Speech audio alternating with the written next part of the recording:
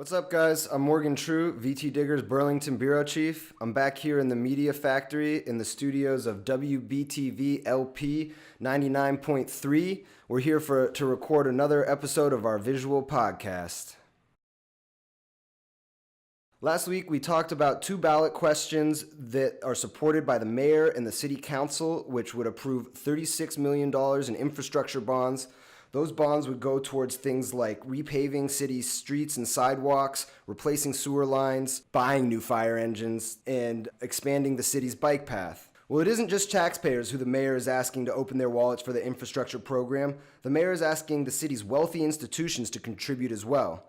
These organizations, the University of Vermont, the UVM Medical Center, and to a lesser extent Champlain College, make payments in lieu of tax to the city to support its basic services. That hasn't always been the case.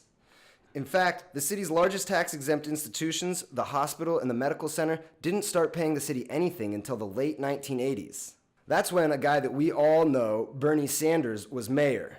He went on what the New York Times described as a crusade to make the city's wealthy institutions pay for basic city services. Sanders told the Times in 1987 that property tax was regressive and the institutions needed to help reduce the burden citizens felt paying for those city services.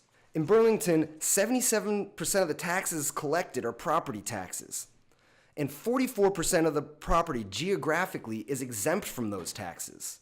31% of the total value of property in the city is also exempt, belonging to those same tax-exempt organizations.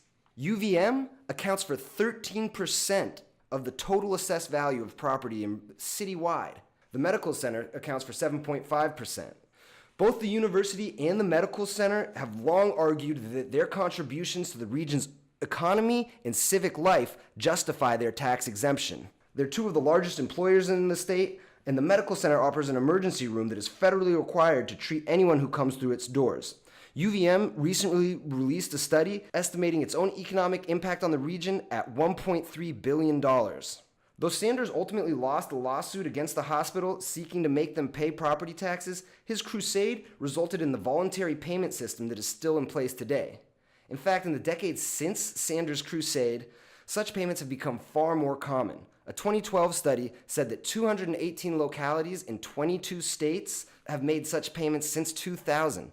The study found that 90% of these payments come from what they call eds and meds, universities and hospitals. Now, Mayor Weinberger, he wants UVM and Champlain College to pay $1 million more annually through the life of the 10-year program to support the infrastructure projects. The lion's share of that money would come from UVM, which is a much larger institution. Champlain College is a special case, and we'll talk about them in a moment. The mayor isn't asking the hospital to increase its payments because he can't. That's because back in 1999, when the hospital was building a new outpatient facility, then Mayor Peter Clavelle questioned whether the new facility would be exempt from property taxes. The two sides went to court, and the resulting agreement stipulated a payment of $325,000, increasing by 2% annually. The UVM Medical Center still makes those payments today. However, the medical center's property tax bill this year, if it were not exempt, would total $10.5 million based on the current assessed value of its property. The city's share of that money would be $3.2 million, with the rest going to the state. Instead, the hospital paid $446,000 in a payment in lieu of tax. They also made a $250,000 philanthropic gift to expand the bike path. But still, if you total that philanthropic gift and their payment in lieu of tax, it's still only 21% of what they'd be paying in property tax. Now to the university. They pay $1.3 million in a payment in lieu of tax. But if UVM wasn't tax exempt, they'd be paying $16.6 million in state and municipal property tax. Burlington would be getting $5 million of that. Its current payment in lieu of services, that $1.3 million, is about a quarter of what its tax burden would otherwise be.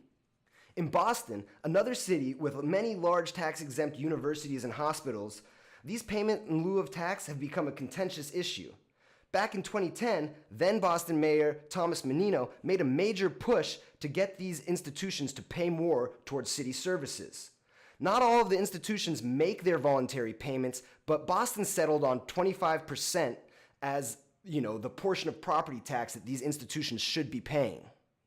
Burlington is close with the University of Vermont Medical Center and the University of Vermont, but it's not quite at that level, and those are the only two big major institutions, and so it's a little bit of a different situation. Burlington's far more reliant on its university and its medical center. Boston has many such institutions. So now to Champlain College. Champlain College isn't tax exempt, but they still make a payment in lieu of taxes to the city. That's because they get a break from the state on their property taxes.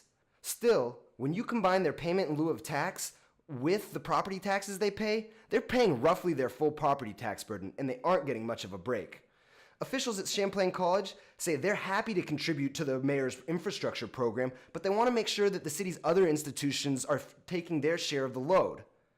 The mayor's been negotiating with UVM and Champlain College since March. If he's successful, the new payments would begin in July 2017, and it would help the mayor make sure this program happens, and it would make it so that taxpayers and the city's large institutions are both contributing to make this plan happen. Thanks for tuning in, guys. I'm Morgan True signing out from the Media Factory. Make sure to check out VTDigger.org and also to check out WBTV LP 99.3 FM.